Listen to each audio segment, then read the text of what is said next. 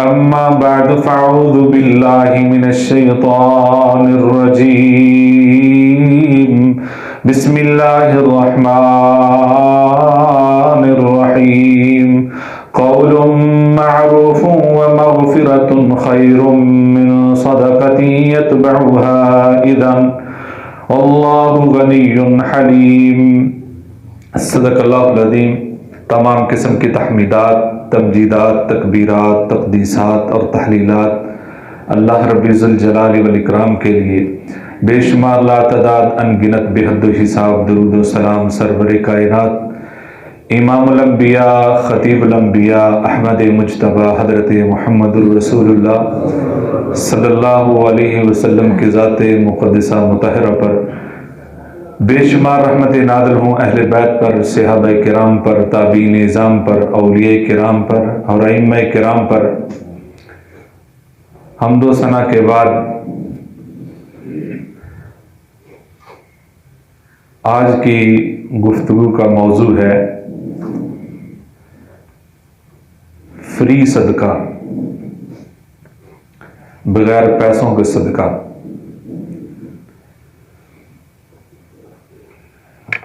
हम अल्लाह के रास्ते में खर्च करते वक्त बाज़ दफ़ा अपनी तंगदस्ती को या अपनी कसम पुरसी को मजबूरी का बहाना बनाकर सदका व खैरात से कन्नी कतराते हैं। आज की चंद बातें जो आपके सामने रखना चाहता हूँ वो ये है कि एक अमल ऐसा भी है जिस पे पैसा खर्च नहीं होता, जिस पे माल नहीं लगता, खून पसीने की कमाई नहीं लगती। जस्ट आपको थोड़ा सा अपने जिस्म में तब्दीली लाकर कंट्रोल करते हुए एक अच्छा जुमला बोलना है। नबी सल्लल्लाहु अलैहि वसल्लम ने फरमाया अल कलिमतु तय्यिबा, कि अच्छी बात, अच्छी गुफ्तगू, अच्छा जुमला, अच्छा फिक्रा जिसमें तंज ना हो, जिसमें तहकीर ना हो, जिसमें दूसरे को छोटा ना दिखाया गया हो, जो दूसरे के दिल तक असर करे, जो दूसरे के दिल को खुशी पहुंचा दे, सदका वो कलिमा आपके लिए नेकी है, सदका है। आप जाते हैं बाजार, आप बाहर निकलते हैं, आपका दिल करता है कि मैं कुछ नेकी करूं, आपका दिल करता है कि मेरे नामा अमाल में कुछ नेकियों का इजाफा हो। आपकी जेब में कुछ नहीं है, आप किसी मजलिस में मौजूद हैं, कोई अच्छी गुफ्तगू सुनी है, दिल करता है मैं भी कुछ अमल करूं, सदके के बारे में मैं भी कदम उठाऊं। तो आप किसी दोस्त को पकड़कर, किसी दुकानदार से सौदा लेते हुए, किसी से गुफ्तगू करते हुए, मैं एक वाकया पढ़ रहा था गुजरात के किसी इलाके का कि वहां एक आदमी जो शिफ्ट होकर गया था, तो वो एक करीब की दुकान से मुर्गी खरीदता था, मुर्गी का गोश्त खरीदता था। वो उसको महसूस हुआ कि इसके अंदर कुछ खराबी है। एक दिन वक्त था, उसने ढूंढा कहीं दूर से, करीब से देख लेते हैं। एक जगह से उसको एक अच्छी दुकान नजर आ गई। उसने जाकर सलाम कहा। सलाम कहने के बाद उसने उस मुर्गी फरोश से हालचाल पूछा, खैरियत दरियाफ्त की। और खैरियत के साथ अरब लोगों का एक बड़ा उनका एक तरीका है जो हमारे यहाँ बिल्कुल नहीं है, कुछ लोगों में है भी। तो खैरियत के साथ ही उसने एक दो जुमले दुआइया कह दिए, अल्लाह आपको खैर बरकत से नवाजे, आपके कारोबार में रिज़्क़ बरकत दे, आपके रिज़्क़ में बरकत अता फरमाए। वो बंदा उसकी तरफ काम छोड़ कर देखने लगा। बहरहाल उसने जितना उसने कहा था गोश्त दे दिया। कुछ दिनों के बाद वो फिर गया, फिर इसी तरीके से दूसरी तीसरी मरतबा जब ऐसी तरीके से वो उनके पास गए तो उन्होंने, दुकानदार ने, मुर्गी फरोश ने पूछा, भाई आप इस इलाके में नए हैं? मुझे लगता है आप नए आए हैं। मैंने कहा जी कैसे? उन्होंने कहा आज तक मुझे इस लहजे में किसी ने बुलाया।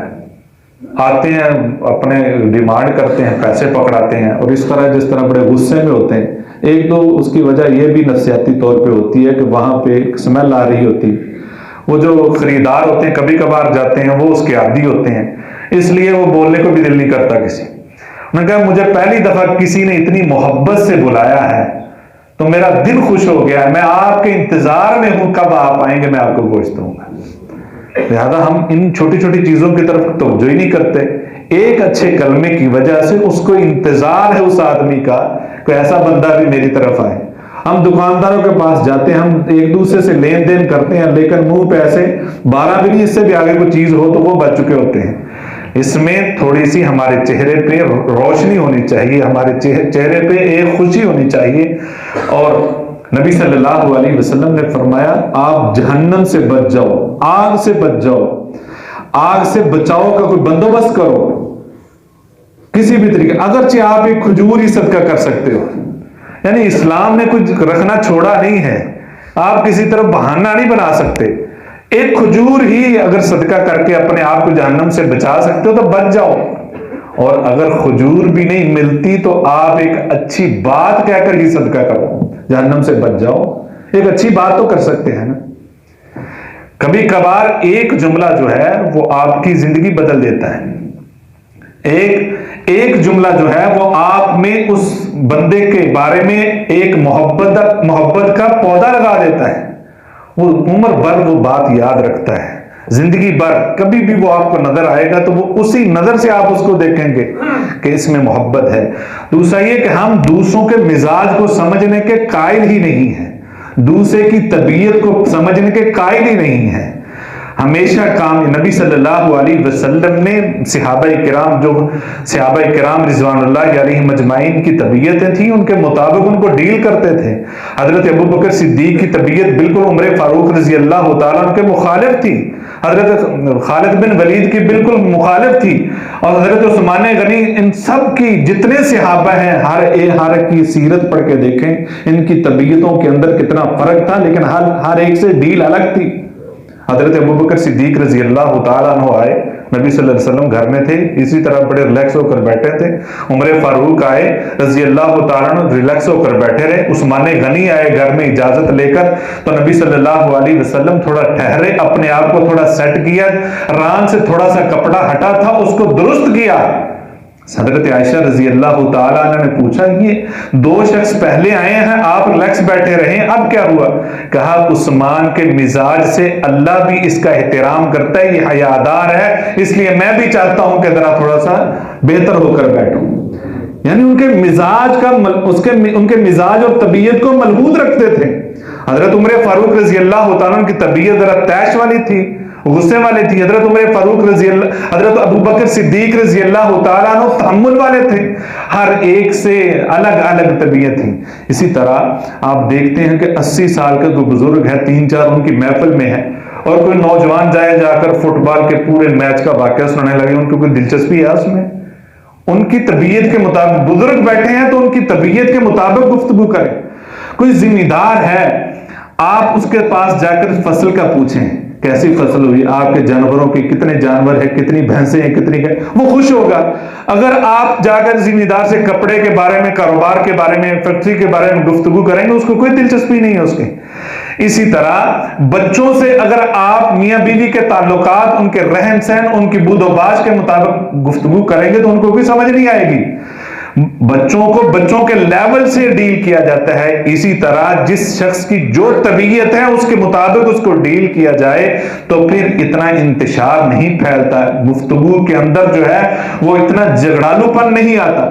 आप देखते हैं कि हमारी जो बिजली का सिस्टम है इसमें दो तारे हैं। आप बेहतर समझते हैं, पंजाबी में इसको कहते हैं एक गर्म तार है, एक ठंडी तार है।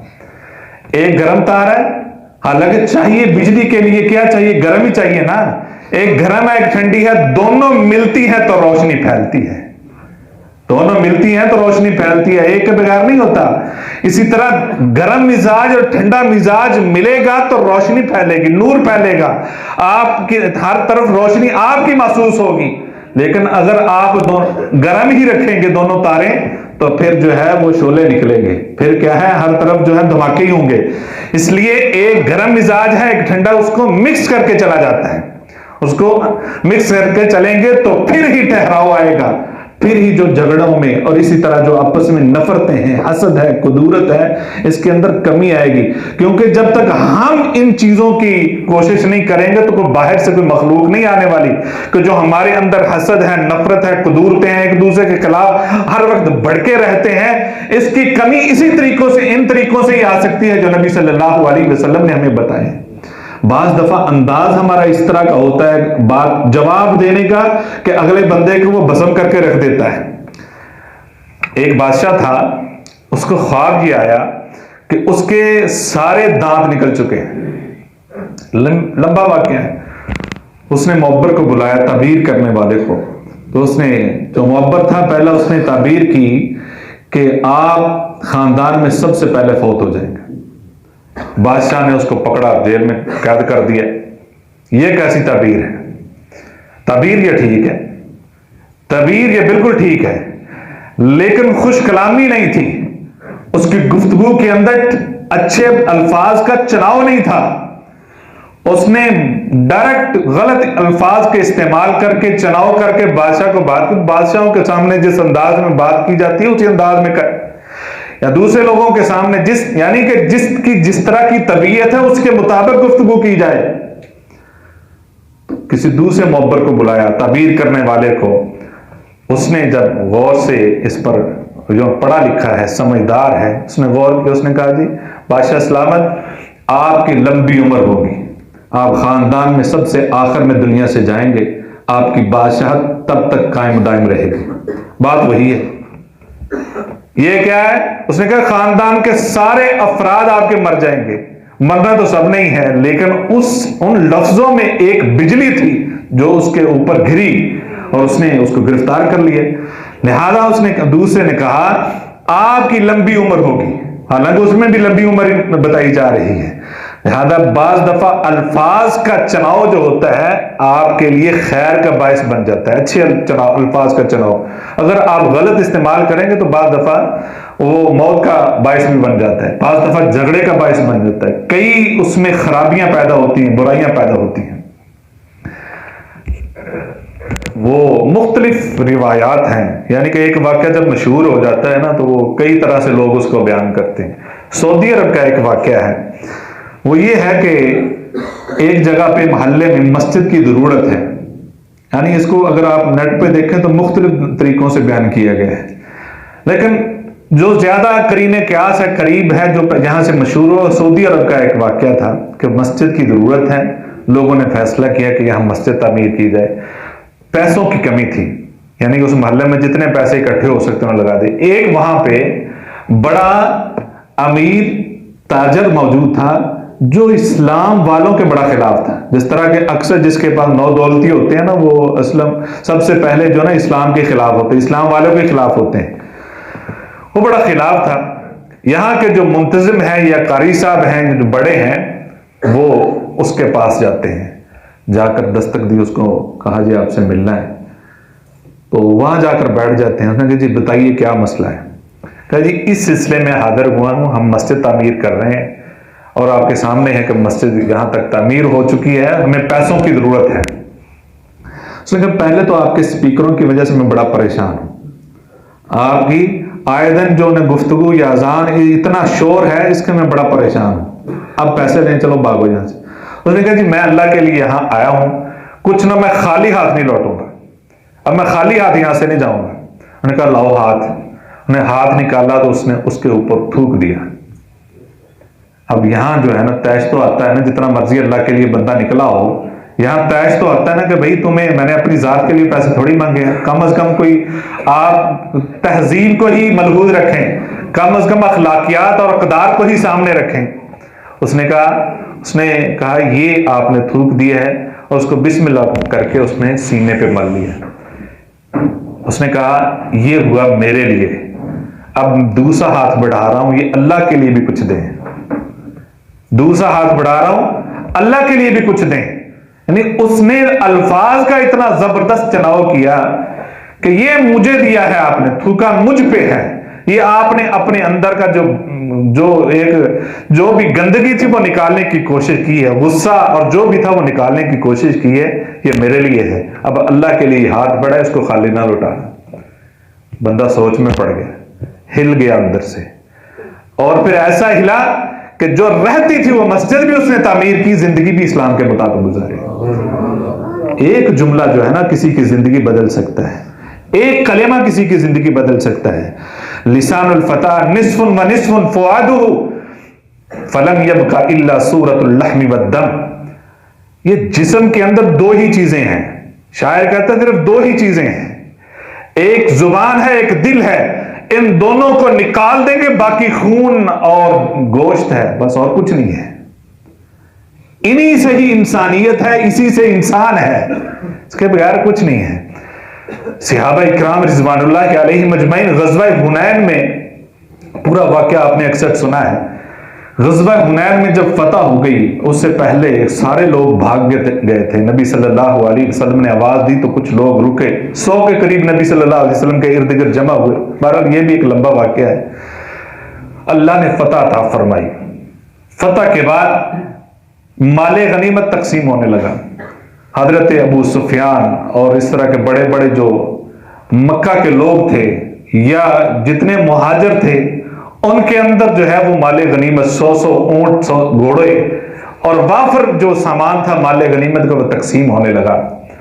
अंसारियों में चेमगोइयां शुरू हो गई कि ये सारा मुहाजिरीन को, अपने रिश्तेदारों को, अपने जो जहां 53 साल जिंदगी गुजारी है वहां ही तकसीम किए जा रहे हैं। इंसान है ना, कमजोरी तो आती है, जहां भी इस तरह की सूरत हाल हो, वो सहाबा भी हो तो कमजोरी जरूर ये सामने नजर आती है। और यहां तक बातें होने लगी कि नबी सल्लल्लाहु अलैहि वसल्लम अपनों को नवाज रहे हैं। और ये बात साद बिन उबादा जो अंसारियों के सरदार थे, चीफ थे, उन तक पहुंची। वो नबी सल्लल्लाहु अलैहि वसल्लम को तन्हाई में मिलते हैं तो नबी सल्लल्लाहु अलैहि वसल्लम ने हैरानगी का इजहार किया। कहा साद बताओ तुम्हारा भी यही ख्याल है?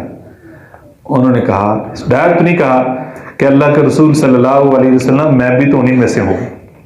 यानी जब इतनी बातें सुनी हैं तो थोड़ी बहुत जहन के अंदर तब्दीली तो जरूर आती है। नबी सल्लल्लाहु अलैहि वसल्लम ने सबको बुलाया, अंसारियों को सबको बुला लिया और कहा बताओ तुमने दुनिया के माल, हकीर माल के लिए इस तरह की गुफ्तगू की है? सिर्फ दुनिया के लिए तुम ये कह सकते हो कि हिजरत के बाद हमने आपको जगह दी है, हमने आपको अपनी हर चीज कुर्बान कर दी है, घर जायदाद, अपनी तमाम तर मसरूफियात तर्क कर दी हैं, अपने तमाम तर कारोबार को आप और हमारे अंदर हमने तकसीम कर दिया है, अपने माल को तकसीम कर दिया है, हमने आपके लिए निगाहें बिछा दी हैं, ये सारा कुछ कह सकते हो। नबी सल्लल्लाहु अलैहि वसल्लम ने फरमाया ये तुम्हारा हक बनता है, लेकिन याद रखो तुम नादार थे, मैं आया तो अल्लाह ने तुम्हें तवंगर कर दिया, तुम्हें अमीर बना दिया, तुम्हें मालदार बना दिया, तुम तो बेरहरवी का शिकार थे, मेरी वजह से तुमको हिदायत आई है। और तुम क्या जानो इस माल की वजह से तुम इन जैसी हकीर बातें की हैं। ये लोग ऊंट घरों में लेकर जाएं, ये लोग बकरियां घरों में लेकर जाएं और तुम अपने रसूल को घर लेकर जाओ, बेहतर क्या है? ये लोग बकरियां लेकर जाएं, ऊंट लेकर जाओ, तुम अपने घरों में अपने रसूल को लेकर जाओ, बेहतर क्या है? सबकी आंखें बह पड़ी। एक कलेमे ने उनकी आंखों में आंसू बहा दिए, उनकी जिंदगी बदल गई। कहां तक वो बदगुमानी का शिकार हो गए थे और नबी सल्लल्लाहु अलैहि वसल्लम ने उनके दिल पे दस्तक दी, ऐसे कलिमात का चुनाव किया कि वो फौरन बदल गए। कहा जी अल्लाह के रसूल सल्लल्लाहु अलैहि वसल्लम हमसे गलती हुई, आप जो कहते हैं हम आपसे राजी हैं, आप जो करते हैं हम आपसे राजी हैं। लिहाजा बाज दफा नबी सल्लल्लाहु अलैहि वसल्लम ने इस अंदाज में भी अपने सहाबा को समझाया कि अगर आप रवैये में देखें तो वो ताल्लुक ही नहीं बनता। मसलन हजरत मुआज बिन जबल रजी अल्लाह तआला अन्हु एक दिन करीब बैठे हैं और राज व न्याज की बातें हो रही हैं और कहा, ए मुआज वल्लाह, अल्लाह की कसम, ए मुआज मैं आपसे बड़ी मोहब्बत करता हूं। अब ये बात ये है कि हमें ये कलेमात बोलने चाहिए, उम्मती को ये कलेमात बोलने चाहिए कि अल्लाह के रसूल हम आपसे मोहब्बत करते हैं। और रसूल जो खुद महबूब खुद जो है वो कह रहा है कि वल्लाहि इन्नी लउहिब्बुका, मैं आपसे मोहब्बत करता हूं। और अल्लाह की कसम उठाकर पैगंबर की बात झूठ हो ही नहीं सकती, पैगंबर की बात वही होती है। और अपने सहाबी को ये कह रहे हैं वल्लाहि इन्नी लउहिब्बुका, मैं आपसे मोहब्बत करता हूं अल्लाह की कसम। और आगे कहा हर नमाज के बाद पढ़ा करो रब्बी इन्नी अला ज़िक्रिका व शुक्रिका व हुस्नि इबादतिक, ये कलमा पढ़ा करो। अब देखें कि उस दुआ का इसके और इस कलमे से क्या ताल्लुक है। इसलिए कि पहले ऐसा कलमा बोल दिया है कि जो नसीहत आने वाली है उससे मुराद ये कि मेरी आपसे खैरखाही इतनी है, रिश्ता इतना अच्छा है। अब जो बात आएगी वो भी बड़ी कीमती है, अब जो कलमा बोलूंगा वो भी बड़ा कीमती है। इसी तरह हजरत अब्दुल्ला बिन मसूद रजी अल्लाह तआला अन्हु के बारे में आता है कि नबी सल्लल्लाहु अलैहि वसल्लम ने एक दिन उनकी हथेली में हथेली दी, उनकी हथेली पकड़ी, अपने हाथ पे रखी और बड़ी मोहब्बत से उनके साथ उनको अपने साथ मानूस करते हैं और उनसे गुफ्तगू करते हैं। और साथ फिर अत्तहियातु लिल्लाहि वस्सलावातु वत्तय्यिबात, ये दुआ सिखलाई है, तहियात सिखलाई है। और हजरत अब्दुल्ला बिन मसूद रजी अल्लाह तआला नबी सल्लल्लाहु अलैहि वसल्लम के जाने के बाद बड़े फख्र से बताया करते थे कि जब मुझे नबी सल्लल्लाहु अलैहि वसल्लम ने दुआ सिखलाई तो मेरी हथेली आपकी हथेली मुबारक पे थी। यानी किसी को सिखाने के लिए, अच्छा कलमा कहने के लिए अंदाज, बॉडी लैंग्वेज भी तब्दील होनी चाहिए। आपकी बॉडी लैंग्वेज भी एक जुबान है, ये भी एक पूरी जुबान है, इससे भी जो बड़ा फर्क पड़ता है। और वो सारी उम्र इस बात को नहीं भूले, सारी जिंदगी इस बात को नहीं भूले कि वो अंदाज क्या था, वो लहजा क्या था, वो तरीका क्या था। उस अंदाज में नबी सल्लल्लाहु अलैहि वसल्लम ने मुझसे बात की है।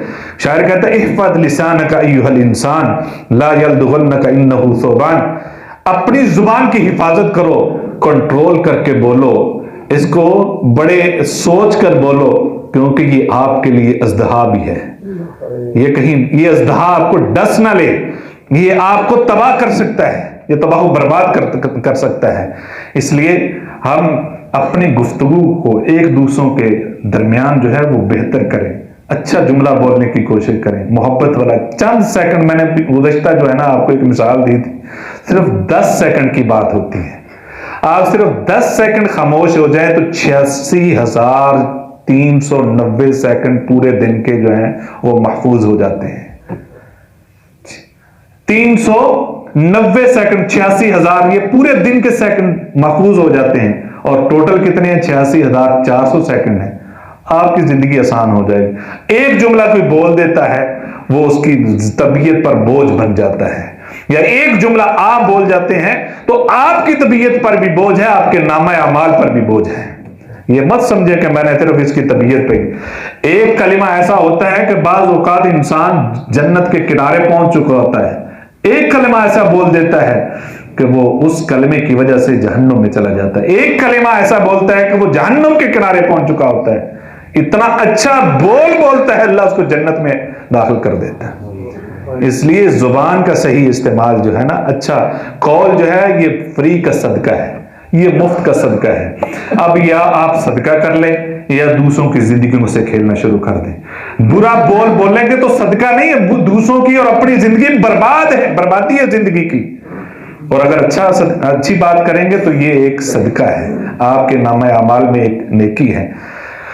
कलीमतन, बुखारी शरीफ की आखिरी हदीस है, कलीमतानी हबीबतानी इला रहमान खफीफतानी अला लिसान सकीलतानी फिल मीज़ान, कि दो कलमे अल्लाह को बड़े ही प्यारे हैं और दो कलमे जुबान पर बड़े ही आसान है। मालूम यह हुआ कि जो अच्छा कलमा होता है ना, जुबान से अदा भी आसानी से हो जाता है।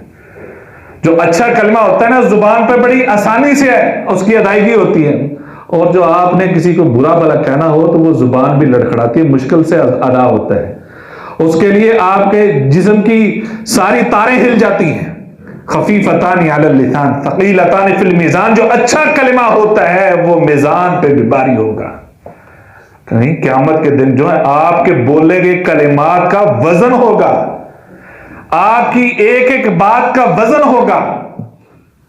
लिहाजा इसको ध्यान से इस्तेमाल करना चाहिए। एक गुफ्तगू है, ये किसी का दिल मोह भी लेती है, किसी का दिल जो है वो बर्बाद भी कर सकती है, दुख भी पहुंचा सकती है, और तबीयतों पर जो है वो बुरा असर रहता है। अल्लाह हमें समझ की तौफीक अता फरमाए। वाखिर